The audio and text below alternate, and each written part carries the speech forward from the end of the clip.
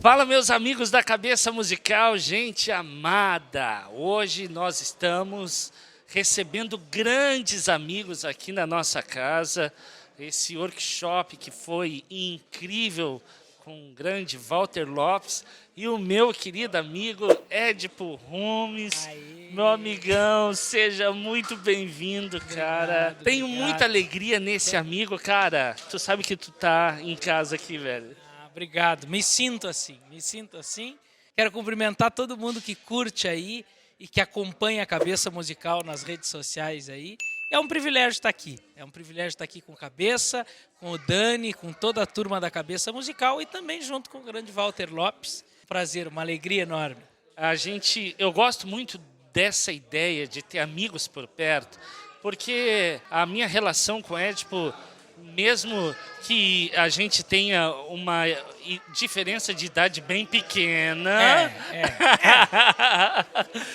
mas a gente tenha uma paixão pelo instrumento e Deus deu a graça de as nossas histórias se cruzarem, né, meu amigão? Verdade. Seja com a música, seja com a batera, seja a influência de vocês, da tua família, no próprio projeto da Cabeça Musical.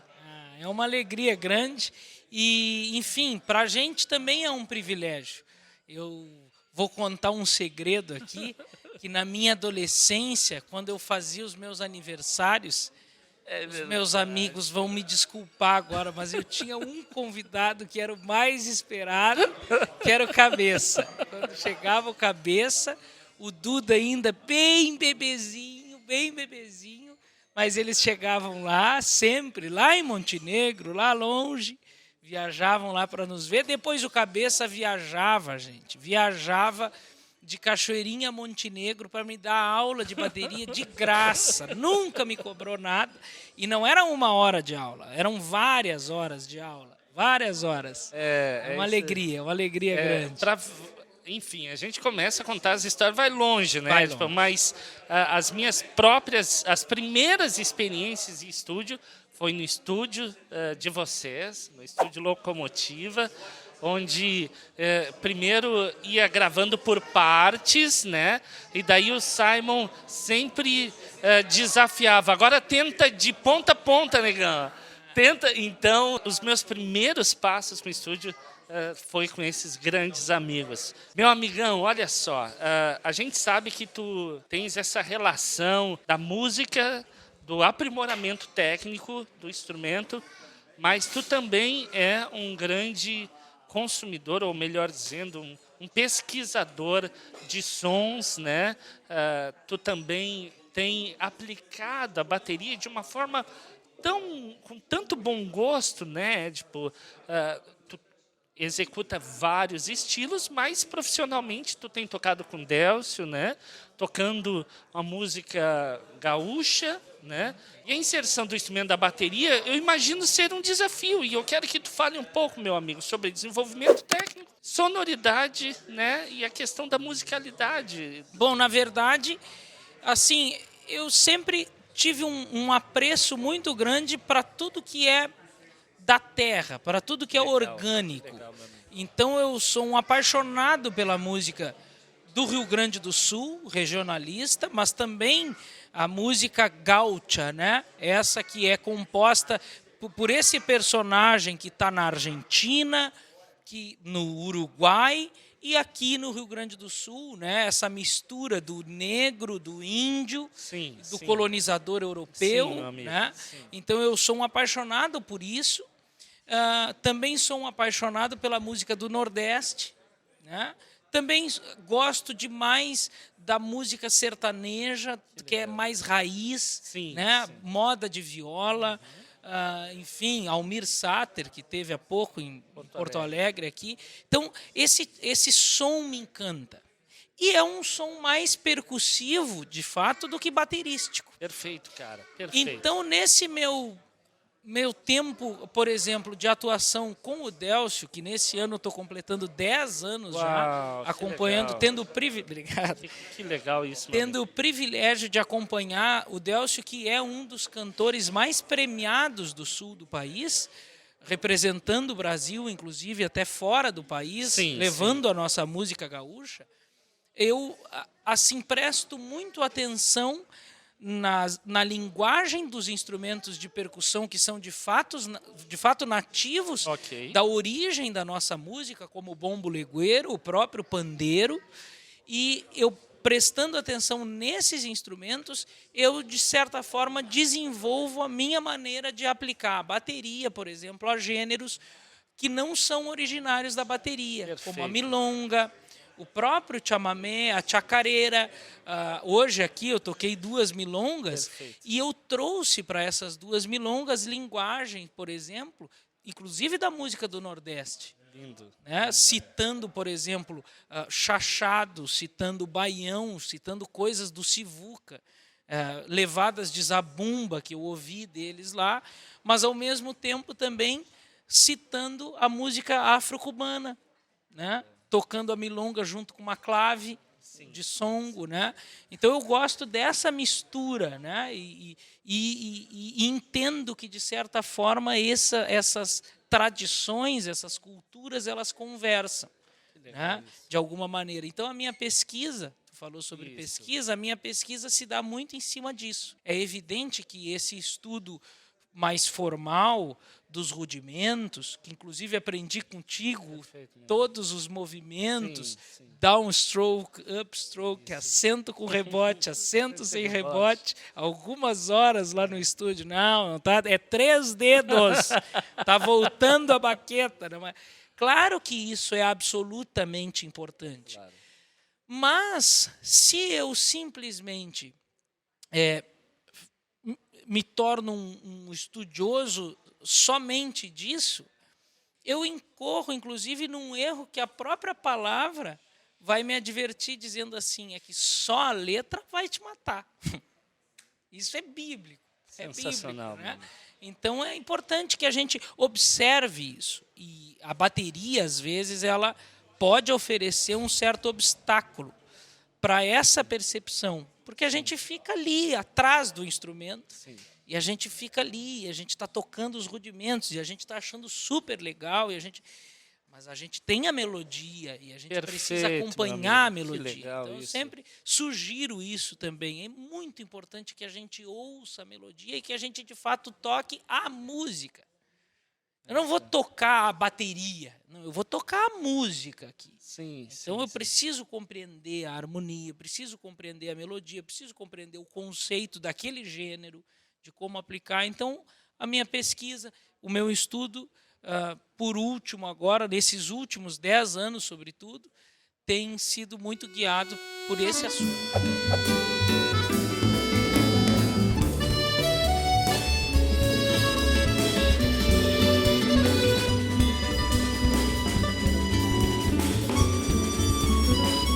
Achei interessantíssimo, muito inspirador tu tocar 2 músicas que na versão original delas, elas não possuem bateria.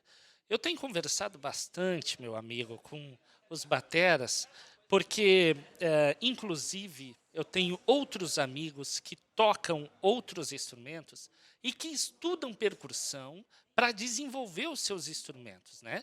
Assim deve ser o baterista, que precisa, de certa forma, ter algum conhecimento básico dos outros instrumentos para ele poder exercer melhor a bateria, né? A parte percursiva.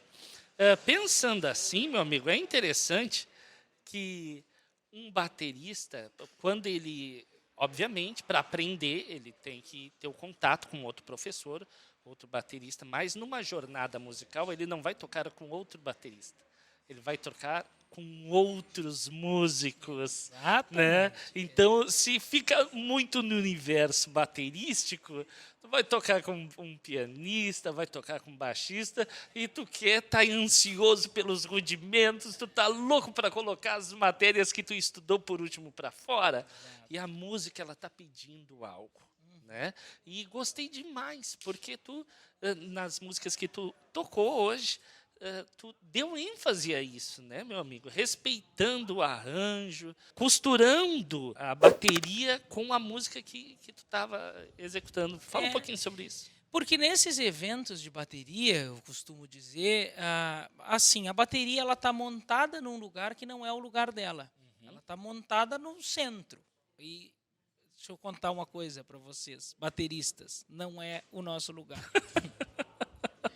Não é o nosso lugar. A bateria fica na cozinha. Sim, Se chama sim. cozinha, não é Sim. não é por uma mera coincidência. É porque, de fato, o chefe, o cozinheiro que preparou aquele prato maravilhoso, muitas vezes ele não é nem citado, porque tu vai comer um churrasco e 90% dos elogios são para carne.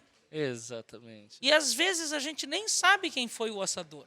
A gente nem viu o assador. Sim. Mas aquela carne não. Olha, é possível estragar uma boa picanha. É É possível. bem possível estragar uma possível. boa picanha. Então, quer dizer, o baterista é isso.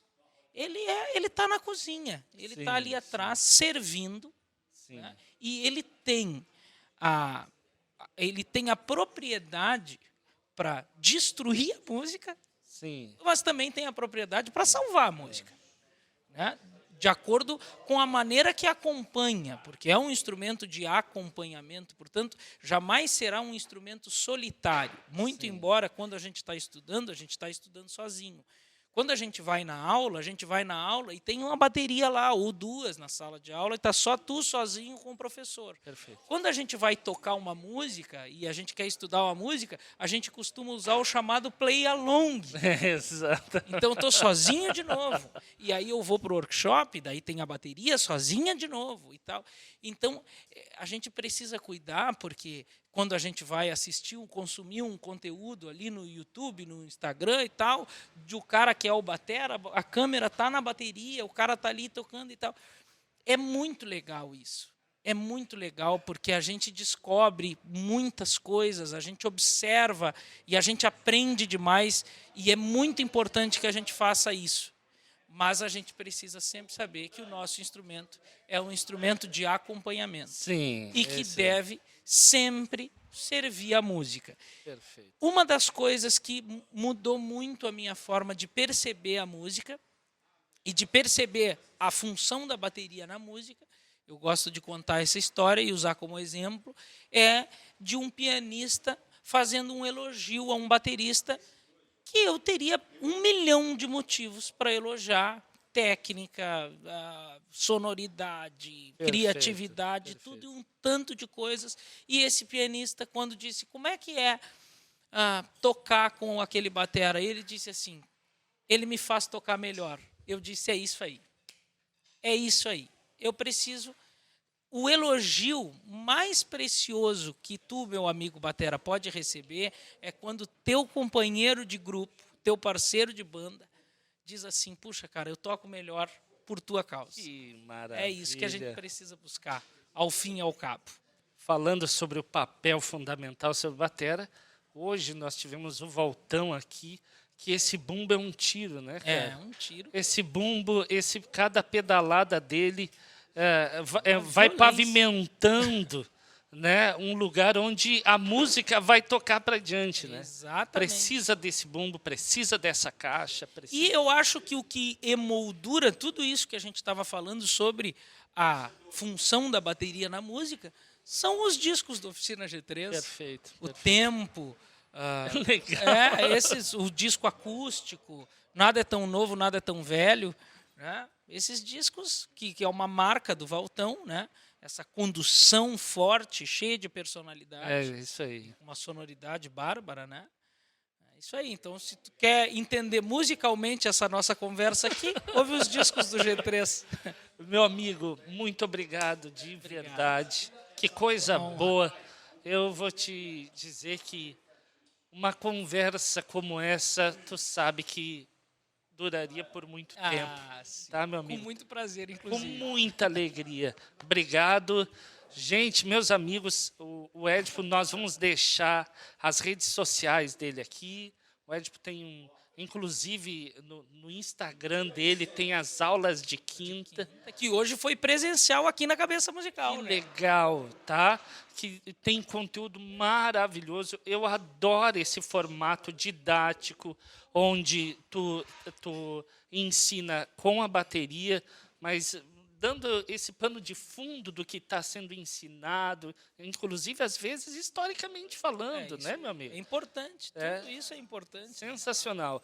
Então, a gente vai deixar aqui as redes sociais dele. E, gente, não esquece de dar aquele like, se inscreve no nosso canal, deixa o teu comentário. Se tu tiver alguma dúvida, deixa aí a tua dúvida que eu vou estar encaminhando para o meu amigão. Vai ser uma alegria estar respondendo a vocês. É isso, meu amigo? É isso aí. Valeu, gente. Obrigado. Beijo para todos. Deus abençoe a todos. E é isso aí. Não esquece de deixar o like. Deixa o like. Um abraço, Valeu. gente.